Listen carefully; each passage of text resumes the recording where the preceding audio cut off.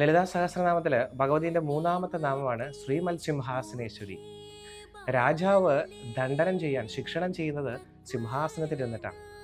ഭഗവതി അങ്ങനെ തന്നെയാണ്, സിംഹാസനേശ്വരി. ഭഗവതി ആ സിംഹാസനത്തിൽ ഇരുന്നിട്ട് നമ്മളെയും ശിക്ഷിക്കാനുള്ള അധികാരം ഉണ്ട് എന്ന അർത്ഥം എന്നാണ് മനസ്സിലാക്കണം. അപ്പോൾ ആദ്യ നാമം മുതൽ എടുത്തു നോക്കുക, ഭഗവതിയെ അറിയണമെങ്കിൽ. ദേവി ശ്രീമാതയാണ്. മക്കൾക്ക് അമ്മയെ അപ്രോച്ച് ചെയ്യാം, അത്ര സ്നേഹസ്വരൂപമായിട്ട് നമുക്ക് ഭഗവതിയെ അപ്രോച്ച് ചെയ്യാം. അമ്മയല്ലേ. പക്ഷേ രണ്ടാമത് നാമത്തിൽ വന്നു ശ്രീ മഹാരാജ്ഞി.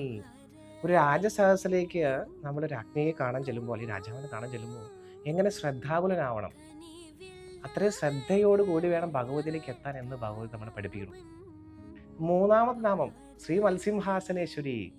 നമ്മൾ വേണ്ടാത്ത കർമ്മമേഖലകൾ, വേണ്ടാത്ത കാര്യങ്ങളൊക്കെ ചെയ്തു തുടങ്ങി കഴിഞ്ഞാൽ അതൊക്കെ മാറ്റി നേർവഴിക്ക് വരണം. ഇല്ലെങ്കിൽ ഭഗവതിക്ക് നമ്മളെ ശിക്ഷണം ചെയ്യാനുള്ള അധികാരം ഉണ്ടെന്ന് മനസ്സിലാക്കണം.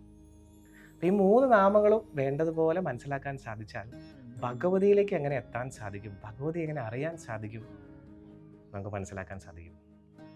ചിന്തിച്ചു നോക്കുക. നന്ദി, നമസ്തേ.